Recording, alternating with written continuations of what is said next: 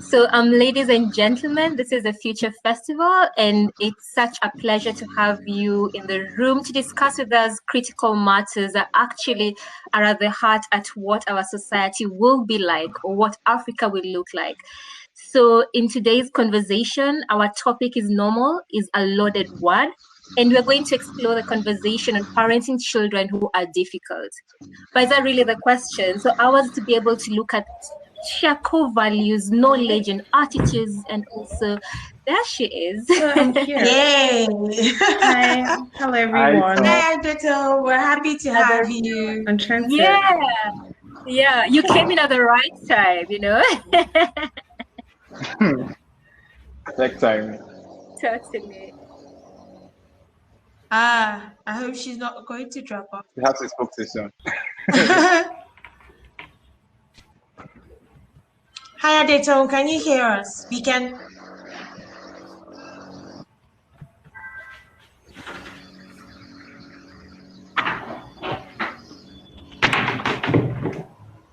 Okay. Baby's back. Hello, can you hear me? Yes, we can. Hello, can you hear me? Yes, we can. Yes. All right, can barely hear you. We can hear you. We can't see you again. We could Hello, see can you you hear me? before. Yes. I don't know why I can't hear you. Maybe check the mute button. I can see your audio is okay from my end. Yes, exactly. There's no visual yet. It's the same thing for me. Okay. Lost all.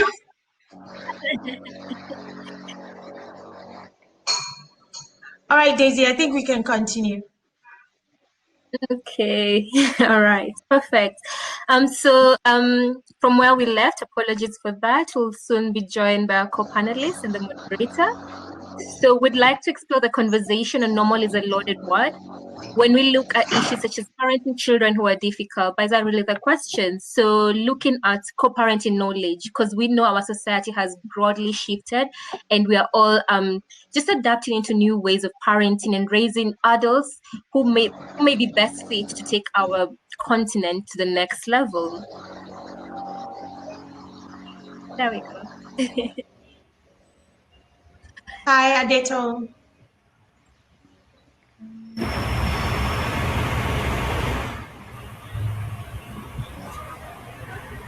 Okay.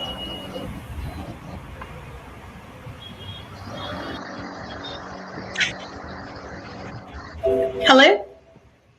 Yes, we can hear you. Hi. Yes, I can hear you now. hear Oh my you. God, I'm so excited. I'm Yay. sorry for coming late. Apologies. I had a little issue connecting from backstage.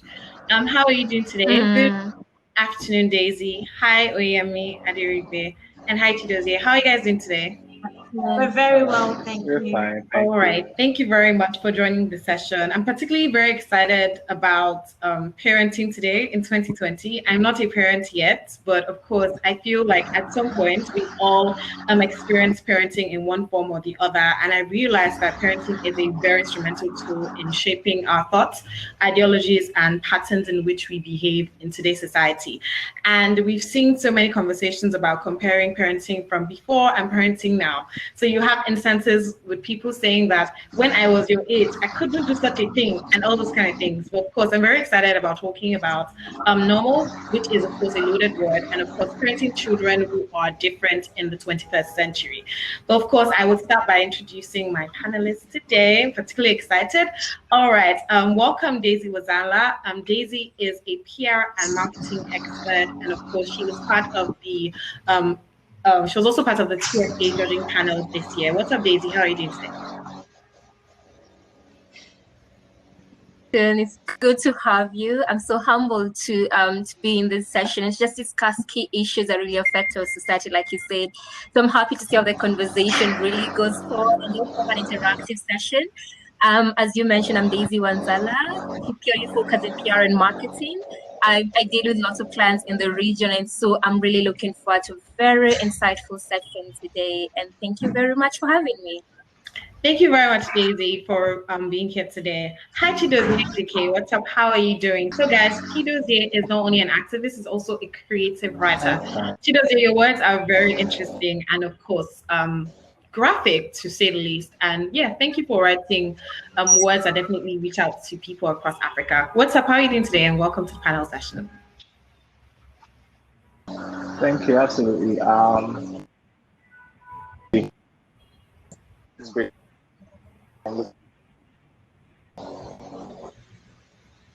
All right, thank you.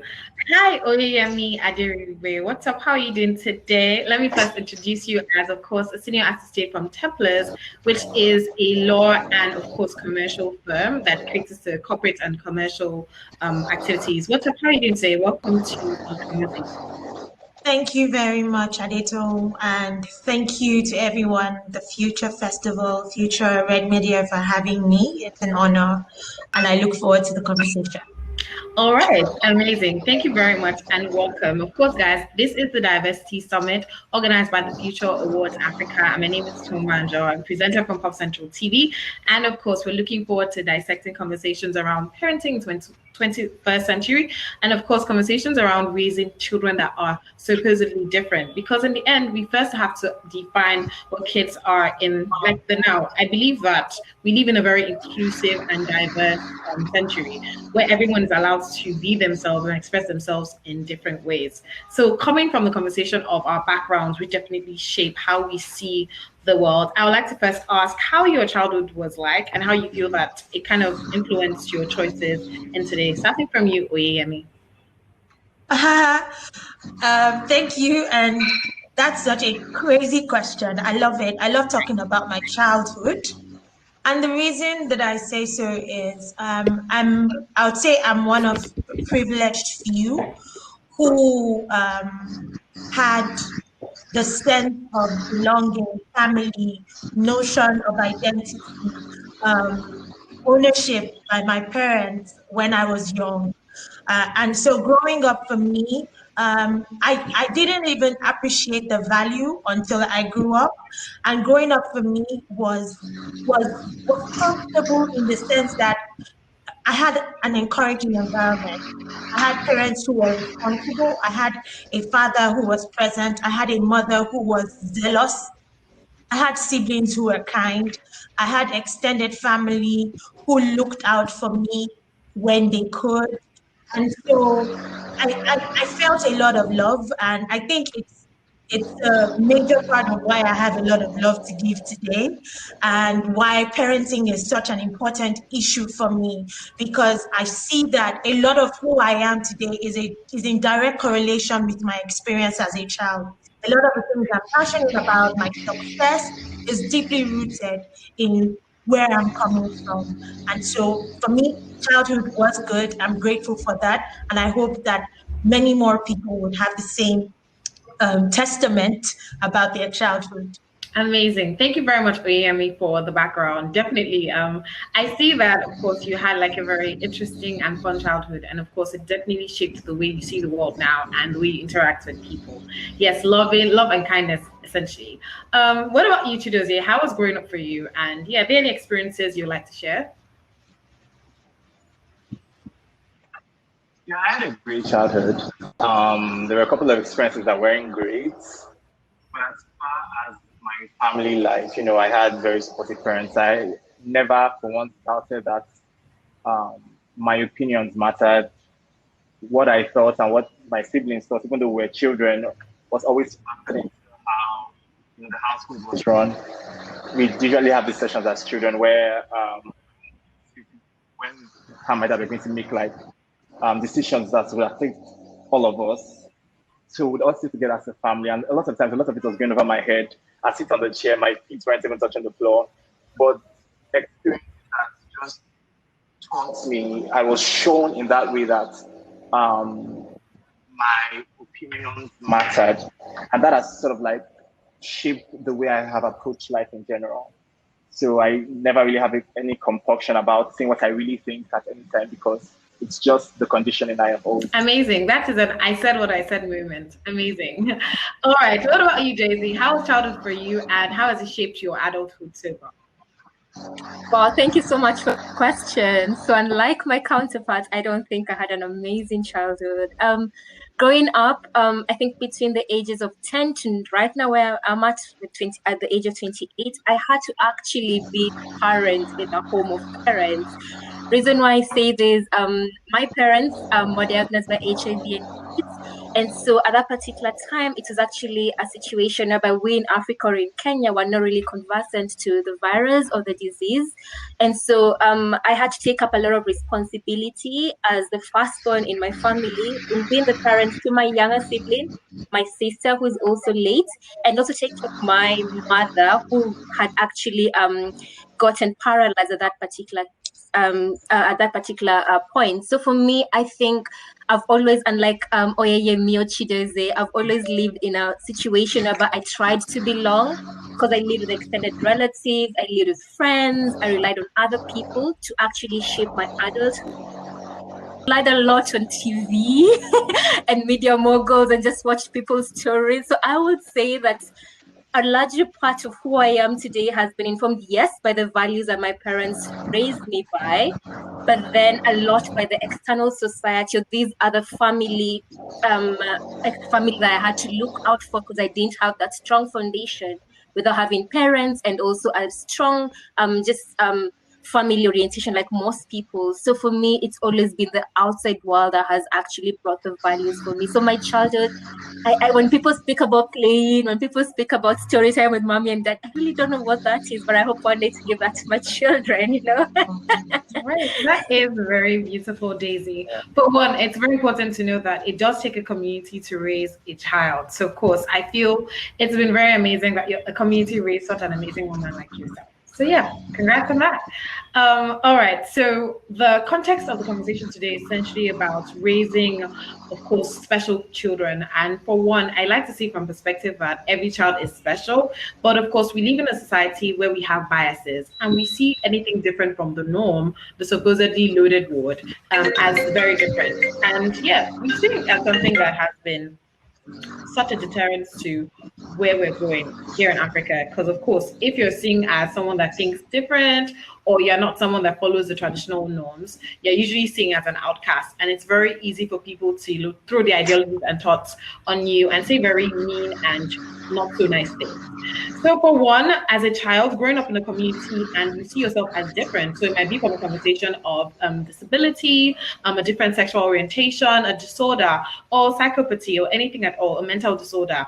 Such kids are usually treated differently, and many people usually look at them in a weird way and don't show them a lot of love, kindness, and empathy aside their family. So a perfect example would be a movie I saw that I definitely enjoyed. The title was Wonder, and in the movie Wonder, the child was a very interesting child that, of course, had like a little disfigurement with his face. So he had issues like having conversations with people his age, and he was homeschooled. And at some point, he finally did get to go to preschool. On getting to preschool, he did find out that children his age were very rude. So they looked all nice and cute and all that in front of the adults and parents, but in class, they were the meanest set of kids. So what are your thoughts on raising special kids in today's society, and how accepting do you think people in our generation are? Starting with you, Daisy. In editing, our generation is quite accepting. I feel like we're the generation that's actually defined status quo from what most our parents or our great grandparents actually knew. So I think for me, this is the generation that is quite aware, and thanks to innovation and technology, we have become wise, and actually we've been in situations where we've experienced and also just got a sense of understanding of what it means like for the other person to be different. And you being different doesn't mean that it has anything to interfere with who I am, but we're getting to that level whereby now, do we have a sense of self-awareness that can take us to the next stage? And can we be accommodating of the next person? I mean, look at what's happening in Nigeria, in South Africa, or in Kenya, for instance, or across the world with Trumpism. So I think for me, this is a generation that's defined status quo, and I look for best we can be able to open our arms and just look at each other's brothers and sisters and get rid of all the ethnicity or any other social contracts that define who we are as people. So I think I'm actually looking forward to that from our generation, and we are the generation that's going to take us to the next level. Yeah. Absolutely correct. Yes, I definitely feel that we live in a generation that is very accepting of others, and we see each other as brother and sister, no matter what tribe or gender, or of course, country you're from. It's very amazing to see. But of course, Oyemi Adirigbe, are you a parent at the moment? Not yet, but I do a lot of parenting because in I teach children. I teach All right. across the Amazing. board. Yeah. Because I did see like a program that you put together called Patch, of course, parenting in a very noisy environment. Yeah. Of course, that's 21st century. Everybody has a lot of screen time. Mhm. And of course, we can see the kids of before and kids of now are very different. You see images of people saying when I was 15 and kids are 15 now. And you're just like, okay, what's really happening? So, in your opinion and your thoughts, what are the major problems that most parents face now while raising their kids, particularly like school kids in the 21st century? Yeah. Thank you so much. I think I like when I saw the word normal is a loaded word. I was thinking on that and I was like, what does it mean to be normal in today's world? And from a parenting perspective, how does a parent who is charged with raising toddlers or teenagers today deal with the challenges that come with, or how do they define what is normal? And what I understand, I mean, what a normal child was in the day before was a child who went to school, got a job, made money, got married at a certain time, had children at a certain time, did things at a certain time, and then, the parents just laid back, and then once that was fine, everybody was good. We live in a generation where even normal is not defined. The timelines are not the same. The pathways are so different, and you're coming. Most of the parents, at least parents of the alphas, that is those between say 18 and 0, most of the parents were raised by people who defined normal as going to school, getting a job, and then marrying, having children. Most of the parents of today were raised by those people, meaning that there is something in them that still has that ideology. But then the challenges that they face today involves things like child prodigies, children who want to do things from age 3, become musicians from age 5, want to not go to school and succeed. And you find parents fighting that new thing because they don't understand. How can you not want to go to school? What do you mean by you want to sit on your telephone? What do you mean by you are on the internet? What does that mean? I will slap you. How dare you tell me I can't slap you? So you have all those dichotomies, and a lot of parents are struggling, right? My own personal view is this: the more things change, the more they remain the same, right? Even as we have all these things, all these crazy changes, children don't want to go to school again, life has changed, the internet, we now live on the internet, we have two worlds. There is the original world that is physical, and there's the total world of the internet and the virtual world, which we will spend a lot more time in the new age, right? I think the first thing I would say is seeking to understand the new challenges is actually the first issue.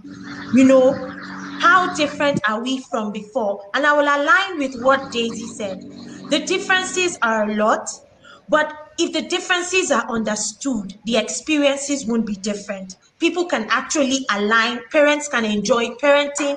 They don't have to be slapping children all over the place. They don't have to have children running out of their houses all the time. So layering on what Daisy said, we are a very accepting generation, but we are interacting with parents that may not necessarily see things from the way we see. And even we will have the same challenges with our children. So if we're talking about parenting at all, is to say that whether normal or abnormal, the first thing that must be in the room is the sense of responsibility to seek to understand our differences, who we are, and our needs, so that we can stand in the line to provide them and to meet them. All right.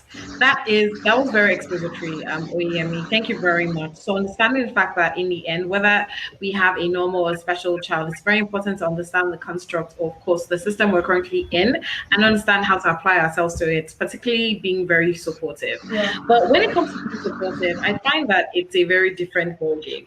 As you did say, there are mentalities or ideologies that have been passed to our parents, or of course, parents from 2 generations ago that are kind of still subtly hanging in our own generation. And we say things like, I would not beat my child, I would not spank my child, I would do this. So we have a lot of young parents now saying that and trying to throw away some of the old values that have been passed on to them and adopt more inclusive, kind, and emotional support to their kids. I'll look at it from the conversation of gender roles.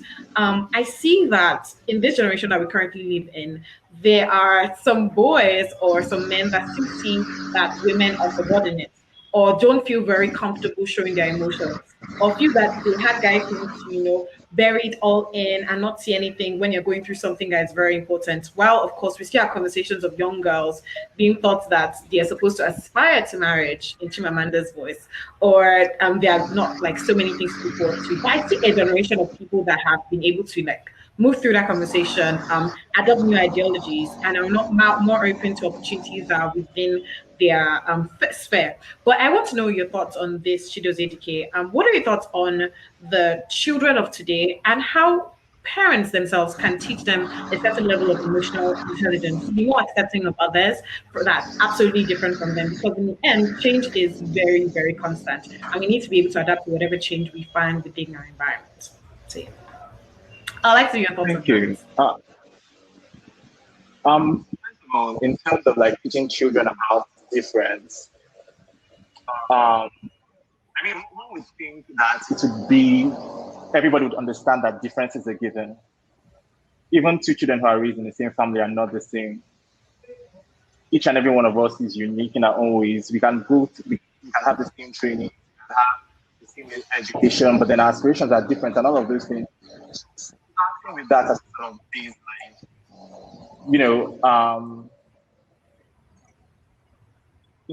parents should always let their children know, and a lot of this I think would have to be from example, because children learn more, particularly when they're in their formative years. They learn more by watching, parents, adults, and authority figures around them than what they're actually being told.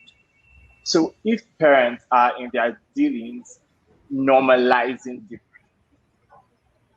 these are things that the children would naturally pick up on.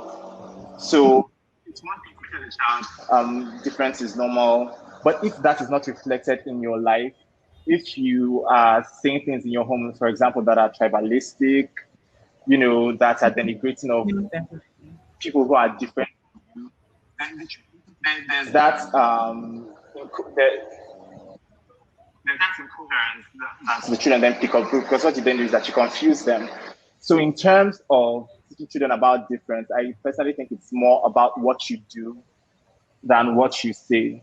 It's also important to tell them about and have this conversation, because more than anything else, it's important for parents, I think, to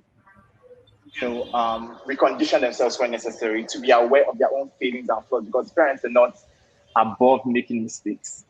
Absolutely. So I think parenting is something that everyone should approach with. There are certain things that they will teach you about life. There are certain things that parenting will teach you about yourself, and if you're going to go into that sort of lifelong relationship, you need to be open to change. More open so to I change. absolutely think it's more about yes, and also being open to engage with our own, being able to engage with your own biases, along the way. Right. Thank you very much, Dike, for that profound conversation. I definitely know that, for one, children in this age are more expressive and they feel more open to their parents when it comes to conversations and things happening in school and outside school and things like that. But of course, with core focus on conversations around kids with disabilities, kids with like some emotional constraints, bipolar disorder, psychological needs. I usually see that for most of those parents, it takes a whole lot of toll on the parents to start with, because to start with, it's a different ballgame raising a child. You need your father and your mother's support, and every single thing streams into itself. And you said something I particularly took into thought was the fact that children learn from what their parents don't say. So they learn from their parents' actions and inactions. But kids that are like very exposed to everything at the moment, from the internet, social media, and they don't see people that look like them. For instance, if someone has a deformity or disability, they're more likely to tease them and bully them. And we've seen like a very huge rise in bullying in several schools across the world. So it's not even an African problem, it's a global problem. And we see that some kids are not particularly the nicest because, of course, they haven't been taught kindness, empathy, and to be more accepting of people that are different from them. How do we train kids of now to be more self-aware? Because to be self-aware takes a very huge toll, a very huge timeline, because there are still people that are in their 40s are not self-aware. So that's a totally different ballgame. But how do we raise kids in the now to be more self-aware, to be empathetic, to be loving, to be kind to people that are different to them? And even if they're the ones that are different, how do we teach them to be more self-aware and to hone their skills and to hone what they currently have in this time? Daisy, I like that. Thanks for that question, Aditya. I mean, how do we teach kids to be self-aware, even taking into recognition that we have adults in their 40s who really don't know themselves? I think for me, that's a very important question, because when you look at it, I think it starts from the social contract. Are we having such conversations? Are we having vulnerable conversations that actually don't speak about the high and life of the glam of social media that presents to people, but literally on how real or the challenges that life actually throws at different people? When you hear conversations of women who speak about some of the key challenges that they face, be it domestic violence, be it issues growing up, be it the stop rape, or am I next in South Africa? I think those are the conversations that we need to really encourage, for me, when it comes to traditional media and also online media. The more we have these conversations, the more we tend to see people who look like us, because there's somebody for everybody. We all have a tribe, we belong somewhere. We might not be the first to experience certain situations, but there will be somebody who has gone through it, has overcome it. And when you hear such stories, then we rely on their resilience, on that nature of what they've gone through, to actually create a more amicable space for others to go. So for me, I think it's like redefining conversations and just like going away from the norm of this is political, this is social, to actually having the conversations that matter. I like what Chude does with Joy Incorporation when he speaks about the daily vulnerable, you know? So these are not the conversations you see on mainstream media, but I bet you there are several people who can relate to that. Like several people who actually watch this conversation and be like, that was actually me 2 years ago. And so now that I know this has happened to another person, then what's the next step? And I think the next step is now to ensure that we are having solutions, some of these key issues that we are facing. So do we need to encourage dialogue? Yes.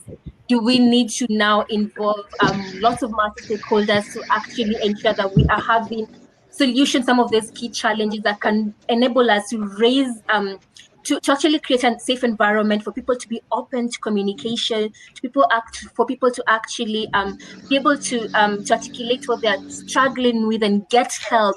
And most importantly, I think, I don't know how the situation is like in Nigeria, but for us in Kenya, is to be able to ensure that we are having affordable solutions, be it from healthcare or mental health caregivers, or just ensuring that we can all visit somebody to actually even talk to, like what's happening with Chude and his team, and get the help that we needed to actually be able to find out what is happening with us. But most importantly, how can we now then move and live holistic and actually fulfilling lives that we can also be able to help us raise better children for the next generation. So I think for me, it's a multi-dialogue situation that needs to take place. And then from the dialogue, then what's next? Can we have the resources that can take us to the next level? Yeah. Thank you very much. Of course, it does really, it's more of a resounding conversation to understand that dialogue will definitely take us a very long way. And actually being open to, starting these conversations and trying to see how we can solve these problems together, because in the end, no man is an island. Thank you very much, Daisy, for that contribution. For one, we know that in the 21st century, there is a whole lot of opportunities. So from jobs and opportunities that didn't exist 20 years ago to kids now saying, I want to be a YouTuber and I want to be able to review toys at the age of 3 and, of course, make billions of dollars while doing that. We've seen that this world now definitely is more open to people that are different. So we've seen people that have different sexual orientation, have different thoughts in the way things are supposed to be, or even kids with disabilities thriving and, of course, doing the very best in whatever sex they find themselves. And there's also a concept that people that have disabilities usually have heightened patterns in other areas. So for instance, someone that is blind might probably be very good with their hands like that and things like that. We've seen that because of course, the access to internet and also an enabling environment for some areas in Africa, a lot of kids are taking on new responsibilities and coming up with new ideas and solutions that I think is very interesting to see. But what are your thoughts on trying to bring out the very best from kids in this moment, while of course utilizing technology and techniques that we currently have now, particularly in the area of special kids? I'd like Oyem to answer this, please. Adetone, thank you so much. I think that is a very salient question and at the crux of what we are talking about. I think if I was going to say that in one word, I would say, what kind of children are we creating? Right? And I use the word creating very consciously because the truth is the family, the school are the first socialization of a child. Everything that you see a child or an adult mirror when they are old is either a reaction or a symptom, of their experiences. Each and every one of us is a product of our experience. And so when I would just draw a line and I'll say, let's go into the families and let's go into the schools. What is happening there? And I would tell a story that happened, interestingly, just on Monday. One of my friends was teaching her son homework, and the homework, he's in primary 2, is social studies, and the question was options, and he said, who cooks food for the family? A, daddy. B, mommy. C, I don't remember what C was. Secondly, who goes to work? A, daddy. B, mommy. C. The next thing, who drives? Some very odd questions, and that is a primary 2 child, meaning the child is 7-ish, at the least 5, right? And you're telling that child that daddy goes to work, right? Because the correct answer that the school is going to mark correct is A, which is daddy. And that is a child who probably has mommy going to work as well. So what we are doing, and when you go around, if you go to university, if you go to secondary school, you will see that what is being taught is different from what we need. Why are you telling a child? Why is even the child's business who cooks for the family? How does that make that child able to compete in 2021 in the world that we live today? And if you go across Africa, that is the poverty of the quality of our education. And so for me, even in the family, how are our parents even training their children? How do you make your choices about the kind of school that your child is going to? I would say, if I was going to address these issues, first, in the families, there has to be more intentionality. That whole issue about role play is from the past. There is no role play now. If there is a need in a family, whoever has the capacity to meet that need must step up, whether it's father, whether it is mother, whether it is children. What we have is a system of resources. The father is a resource, the mother is a resource, the child is a resource. What that means is that parents are not wise. They do not have the monopoly of wisdom. It means that the elder culture that we have, where elders are worshipped, instead of instead of listening to it, where children have to recede. I mean, across Africa, children have no voice. Now, the kind of families we need to begin to build are families where conversation is the order of the day, not only instruction. Yes, as elders, you would understand more, you can see the future, but parents need to understand that it is their duty to give children a voice, to give children an ideology, to give children a sound, and to be more intentional about this thing. It's not about cooking, driving, or eating, or all these things that we spend time dealing with. It's about forming children that can compete in Africa, in the world today. Then when we go to school, which is the second level of socialization, our curriculum has to be scrapped. What we have now is not going to give us the kind of Africans we need that can deliver on the promise of Africa. We need students that understand that they are global citizens. We need students that understand that they are the solution to Africa, and they need to begin to create. So all this story about Susan is the one that drives and James is the one that walks, we need to kill it, and all of us need to drive that campaign urgently. Otherwise, we will keep taking the back seat in the global affairs.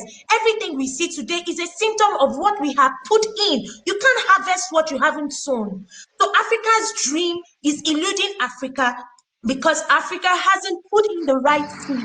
Our curriculum must change, and very, very urgently. And I think those are my answers to your question. Much Oyemi. I definitely can relate because I have siblings in, of course, primary school, and they'll bring their vocational studies book and they'll be like, what is this? Is this supposed to be a television or a microwave, or is mommy supposed to go to school? I was kind of random things. But of course, I feel it's very important that, of course, we, in this time, have conversations around gender roles. Both boys and girls can cook, both boys and girls can go to school, both boys and girls can have access to whatever they want to have access to if they will to do so. Thank you very much for that contribution. So Chidozie, for one, we know that in this time and this season, we are more open to a lot of opportunities, and yeah, whatever happens in our childhood kind of affects us in some type of way. So for children that had their parents that would always compare them to their peers and say, can't you see, does Bolanle have 2 heads? How many heads do you have? Why are you coming third in class? All those kind of random things. Or parents that would be like, that would child. At some point, it kind of like affects them when they grow up, and you're just like, all right. So someone that is all grown up with train pattern jumps, and you're just like, how does this particularly work? So some people will try to like excuse it with their horoscope and say, oh, I'm just Leo, that's why I'm angry. All those random things. But you would see in the end when you analyze, and most of these little, nuances that people actually pick up were from their childhood. So what 3 factors do you think are very important for parents in the now to actually like put into their kids to make them even better when it comes to having conversations or being the best kind of kids in the now, in this kind of society? Yeah. So what are the 3 most important values? Yes, we can. Yes. Yes, we can. Okay, great. I think some of the most important values to teach children would be, I mean, like you said earlier, normalizing difference. And listening is something that a lot of parents don't do enough. Listen and actually paying attention.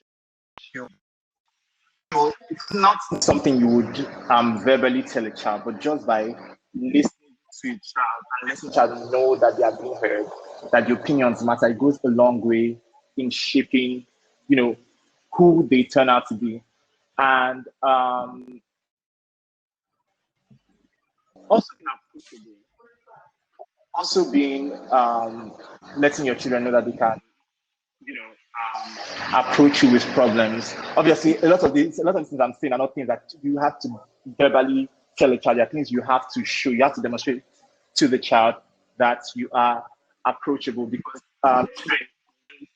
positive interactions, some of the first interactions we have as human beings are caregivers, and those sort of relations tend to define how we, interact with others going forward. So those things are really crucial. Building relationships and like mutual respect between the parents and the children, let's know the opinions matter and all of that. Taking for children who are different, everything, particularly what yeah, a lot of these things still come down to structural issues, like you're talking about. Still come down to structural issues. Children who are, when you're talking about statistics now, who are different from, their peers. Take, for example, a learning disability, right? Schools and our educational system, I don't even know if the mental health industry. So somebody has a child who has a learning disability or special needs. What for parents who have such children in terms of allowance at their workplaces, or people who we don't have any sort of social security. So in talking about these things, things like they are the air, because we have a system that fundamentally flawed. So these issues are structured. What happens in the home is really important. But on a larger scale, a lot of things that happen in the home also trickle down from the society at large.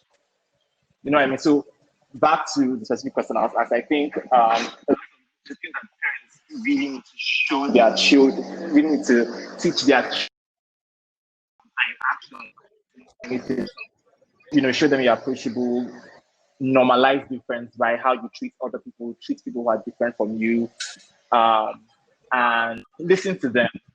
That's one of the most important things, I think, based on my own experience, that you can give a child, letting them voice matters, no matter what situation they find themselves. My mom had this saying then, she'd tell you, being a child is not an illness, right? So if somebody does something wrong, speak up. It doesn't matter how good they are.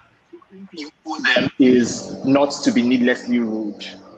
But if somebody does something, tell them, you don't like this, and this is why you don't like it. So I sort of grew up with that, and knowing that, just having my parents listen to me, just knowing that my opinion mattered, it was something that I went out, outside of the home, and it sort of shaped the way I've gone about life. Thank you very much for that contribution, Chidozie. I definitely agree with you when it comes to communication. Communication and the things that you don't say definitely would impact a child's future. Oyemi, I did see you raise your hand. Do you have? Yeah, I just right. 1 second. I just wanted to layer on what he said. There's something that I've seen, particularly for children with special needs.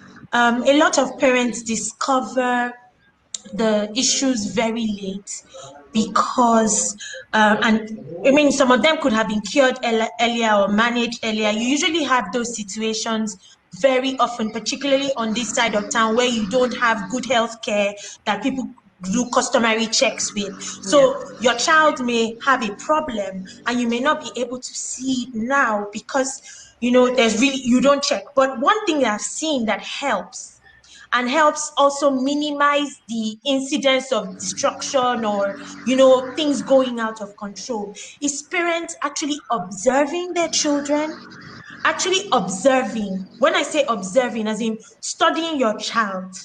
And I saw it with my mom. I saw it with a couple of other adults that I've seen. And I've seen how much they were able to save situations because they studied. So the child is 3 months and this child isn't talking yet. It's supposed to be saying blah, blah, blah. Those things, we underrate them a lot, but they are the difference between night and day. And so I think, and let me tell you why it's something that is precious, because a lot of us, the challenge that we face now is that both parents are working, right? So those moments are hard to have. You're working, you're probably going to put your child in daycare, or you're probably going to give your child to a nanny or your mom, So I think that no matter what the difficulties or the challenges are, I think that parents should make it a primary duty So at least, even if it's 1 hour you spend with your child because of the exigencies of work, take that 1 hour to study your child so that if there are things that are not normal or regular, you can pick them up and begin to customize your training of that child. Because you see parents pleading the blood of Jesus because a child didn't do something right. But the solution is not necessarily, I mean, I'm Christian, so it's not, that's nothing on the blood of Jesus or whatever. What I'm saying is that some of these solutions are basic practical things, like getting them learning aids, getting them listening aids, you know. So some of these things that become really big deals is just because you haven't customized the training of that child to the needs of that child. And you can only know what a child needs if you have observed and studied that child. So I think that's another tip that we can take home on that question. Thank you very much, Oyemi, for that contribution. Thank you again. I do know, for one, having conversations with people, that some of my friends that wear glasses now, I'll be like, oh, what's up? When did you start wearing glasses? They'll say, oh, it was in primary 3. One time, Auntie Susan did not really say, I can see. So I would always sit down in the front. So those kind of conversations. So most people would see that their parents noticed that they couldn't see the board in primary 1 or primary 2, so they will go in for a test and they'll be like, oh, you're short-sighted or you're long-sighted, and you get a glasses at some point and use it till like a certain point in time. But I've seen, for one, that parents are very observant, are able to, you know, get into the situation and find custom-made solutions for these problems, because I feel in the end, there's no template for parenting. The way you train a child A wouldn't be different from the way you train child B. There was also something I did see from another movie too. I think Like Stars on Earth. Yes, Like Stars on Earth. The child had dyslexia, so he had issues seeing certain things on the board, and they would always make fun of him. They did see in the end that he had a lot of skills when it came to like the art, drawing things, having conversations with his friends, being very kind. And I feel like for every kid, there's always a special gift that everyone has, and he just has to take that intentionality to find it and hone that skill. Because of course, there's a generalized notion that you have to understand math and English, and that is all. You need to be a science student. If you're an art student and you're going to go and do theater arts, what am I using it for? We still have those kind of conversations in 2020, and I just feel that they need to be like wrapped and thrown in the trash. Yeah, absolutely. So the next thing on my agenda, which of course is going to be the last question, I see that we currently live in a generation that has access to a lot of information. And I did say something about screen time. Everybody's on their phones, everyone is having dinner, and we're taking pictures, and they're not talking to each other. So communication has kind of dropped, even though we live in a very connected environment. But one, I know kids start to get exposed to sexually, sexually perverse content at a very young age, because you don't know what's going to pop from the next site. And many parents now, still in Africa, have issues actually having conversations around these things. So you would see kids at maybe the age of 9 trying random things, and their parents are just like, oh, I'm not going to have a conversation with my kids until they're like 14 or 15, this, and stuff like that. So how do we actually bring into this conversation the context of understanding like respect for each gender? So I know I'm a guy, I know I'm a girl, and it's not a conversation of if Bola touches Tola, she's going to get pregnant. So how do parents, bring into the conversation of sexual education for their kids in this time where they have access to a lot of information, and even in times where peer pressure is still an actual thing? So I'd like everyone to actually let me know their thoughts on this one, starting with you, Daisy. Yeah. Thanks, Addison, for that question. So I think for me, whether you're a parent, a sibling, relationship is a key thing. Most of us live in a society whereby, yeah, that's mommy, that's daddy, but we can't have any conversation whatsoever. And so we rely on our friends to even let us know, like, at what age they had sex, or how should we actually, like just different societal norms. So what relationships are we having with our children? What conversations are we teaching our children about? So for me, I think that's a key thing that we have not embraced as a society. Are we just mommy and daddy and that's about it? Like, we only go to mommy and daddy for school fees, when we're hungry, to get new clothes for Christmas? Or can we actually have the conversations that can actually make us better people? So that for me is very essential. And it takes us as parents, as the adults, to actually ensure that we are having that safe space for our kids to come back home and say, hey, mom, this and this is happening, and how can I work on it better? We need to be friends with our children, and that doesn't actually take away from us as parents or our parents the fact that you'll also be able to instill values. For you to be the person who instills values doesn't mean you can't have a relationship with your child. So why would your children actually rely on the internet to learn about a lot? I mean, as I told you all, I had to become I think I was a parent at the age of 10, to be honest with you. Like, I had to lose my child at a very early age, right? And so for me, I've always learned on the net and by friends. But if I was to be a parent right now, I think it's also creating that safe balance whereby my kids can come and talk to me about everything, because I know what it feels like not to ask anybody, like, I just started my periods. What am I meant to do? Other than going to like, okay, Adetun, what do I do here? You know, because your home is a basic foundation that actually will give you all the values and the confidence to actually be a very aggressive human being who is very empathetic and open and who has love for all that at home. But if you're not bringing all these attributes in the household, and I think for me, we're raising a very lost generation. And that's why we are seeing the disbalance in society, because a lot of things went wrong at home. There's a lot of hate also to some young people. You get young people saying that I don't like mom or dad because of ABCD. I couldn't have such a conversation. Or rather, when I was trying to explain a particular thing, maybe like I'm a transgender, nobody was taking it up. Nobody took the initiative, and as you've said, Adetun, over time, the intentionality to actually understand what I'm going through, to actually be like, yes, this is my child. I'd let you fly, and this is your decision. I have only brought you to this world to actually help you become the better you and give you all the skills and resources and let you be a better you, but not the version of our parents that we've all wanted to be. I mean, I don't know about you all, but we've also been raised by parents at some point whereby they wanted you to take a certain profession, you know? So our parents actually live their dreams through us, you know? But how about we change that? And instead of living our dreams to our kids, if you wanted to be a super athlete in basketball, how about you change that and let your child do what they want to, if it's in music, arts, or culture, and let them fly in that area and get that sense of balance. Am I having a relationship with my child, or am I just being that figure who they come back for money and everything they've sought solace elsewhere? Because social media for me should be secondary.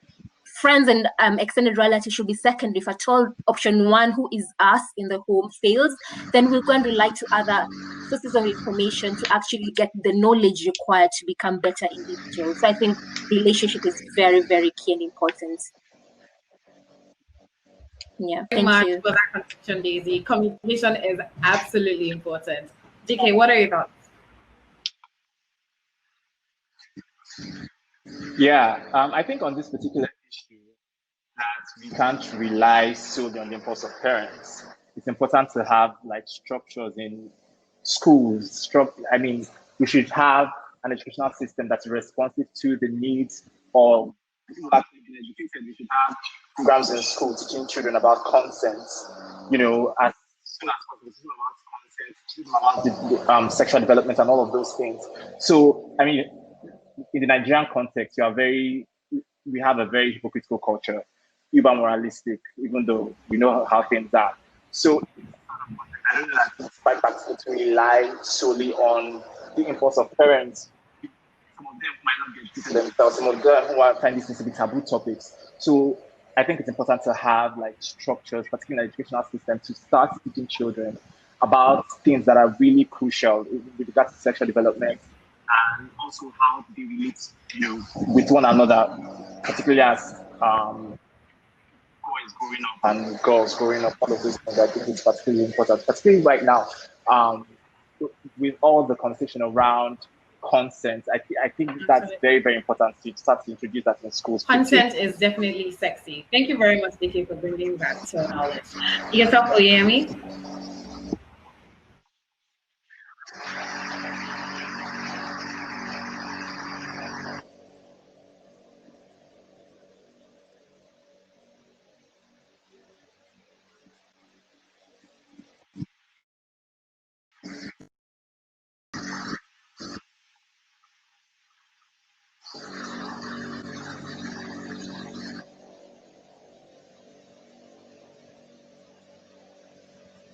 Am I on mute?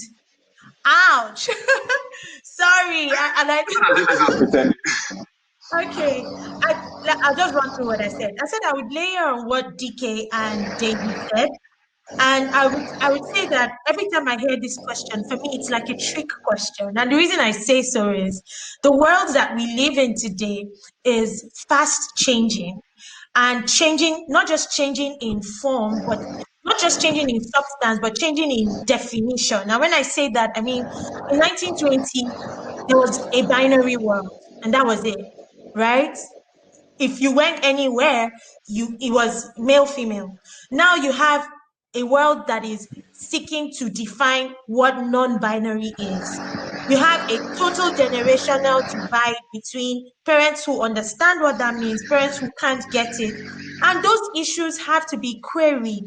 Those issues have to be looked into, how they affect religion, how they intersect with education. And in our own culture, we avoid instead of engage. We don't query, we don't seek to understand. So we just draw a wall. And that's why you have all the divide. And that's why sometimes parents see a counter reaction from what they're trying to achieve with their children. So you're trying to discipline your child. But instead of the child becoming disciplined, the child becomes totally different. The child is rebellious, unable to, because you have not sought to understand the issues. Now, I would say that as DK was talking, I was just trying to go back to why do, every time we talk about parenting problem, we don't think of parents, we think of talking to the children.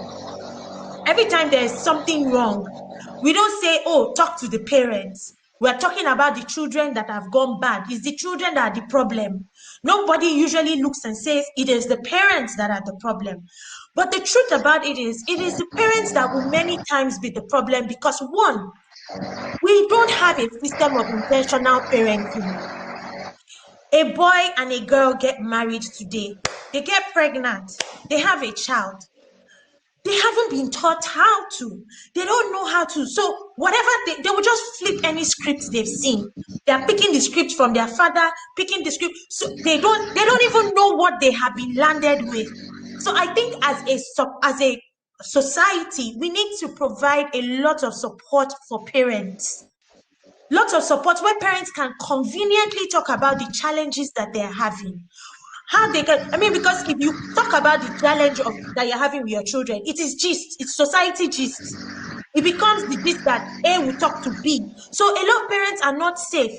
If your child is failing and you don't understand why, you can't even go and comfortably tell your friend, because your friend's child had all A's, and you now look like the bad parent because your child didn't get all A's.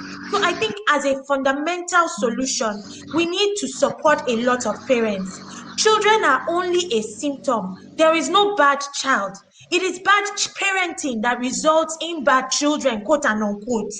I say that in quotes, please don't, because there are people who parent well, have a different result. But when I say that, it's a chicken and egg situation. Parents also need support, so we need to support them. Lastly, I would like to say, what is the purpose of parenting? A lot of people think it's to discipline, to send children to school, to provide for children, to protect children, to build a family. When I think of parenting as a person and looking at my role with my children or the children that I support, parents have the sole responsibility of giving their children a sense of judgment. That is what you are doing when you're parenting. You're giving your child a sense of judgment of what is right, of what is wrong, or how life is. And so you as a parent need to be very educated. In fact, when I read books about parenting that are very useful to me, I see that the people who write the book say that in parenting, they had to do a lot of unlearning of themselves.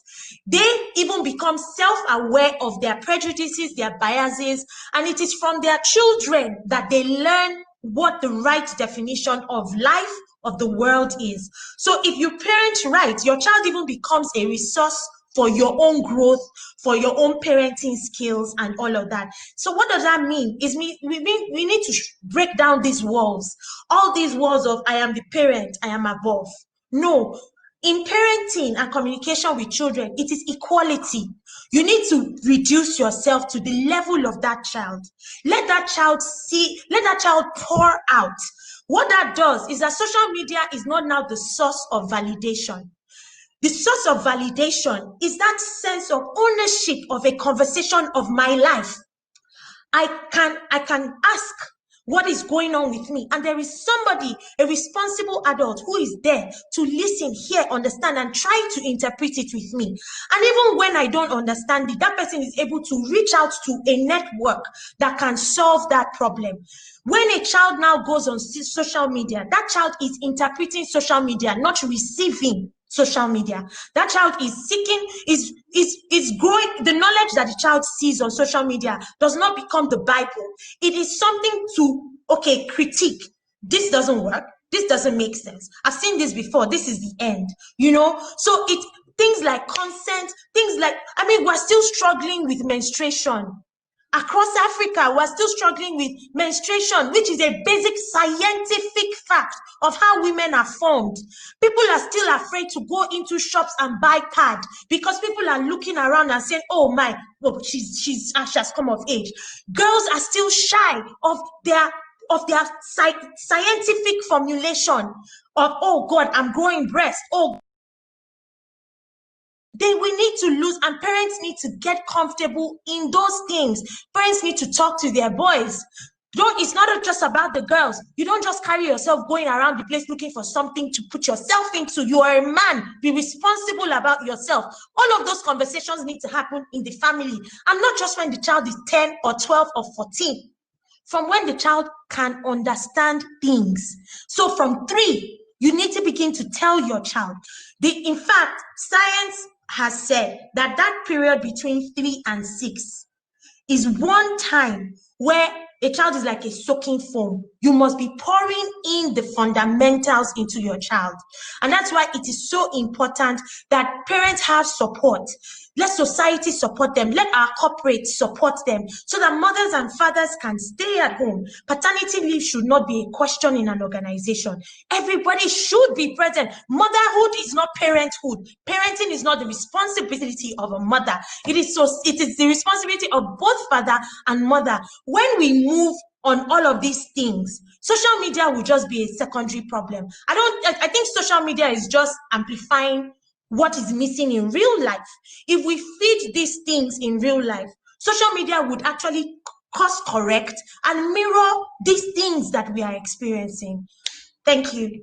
Thank you very much, Oyeyemi. That was a lot packed in one conversation, from, of course, communicating to having forums where parents can express themselves without judgment. So you're not hearing from Iyafolake that somebody is, all those kind of conversations, or things around, of course, educating kids and teaching them as early as possible on how to grow all these values. I think I particularly did see a mirror of what she just said in Michelle Obama's book. She talked about how her mother and father gave her a leeway to decide what she wanted to do with her life. So if you want to go out with your boyfriend at the age of 16, you should know the time you are coming back. I mean, if you're supposed to come back by 8 o'clock, so her mom will legit ask her, what time do you want to come back? And she'll be like, oh, I'm supposed to come back at 7. And she would use her own initiative and come back at the right time. So, of course, being able to, mirror the things that we currently have, and how, of course, social media is an amplifier of what we currently have. But to round this up, I would like to know just one sentence you'd like to reach out to every parent currently watching, or every future parent currently watching at the moment. Starting with you, Daisy. Just one sentence. Adetine, thanks for having me for this conversation. I think this conversation reminds me of a certain quote that says children are educated by what the grown-up is and not by his talk. So as parents, we need to create, or just that space whereby our children can watch what we do and learn from us and be confident that we are actually creating them to be the fullest version of themselves in the nearest future. So I think for me, that's very critical. And it goes to the entire community. I think Dike has said this, and also Oyeyemi. It takes a community to raise a child. So who we are today, that's who our children will be. So who are we? That's a question to everybody. Thank you very much, Daisy, for that food for thought. We can definitely have it for breakfast. Yourself, Dike? Yeah, my last thought, difference is a given, and we should all embrace it as parents, as people in society.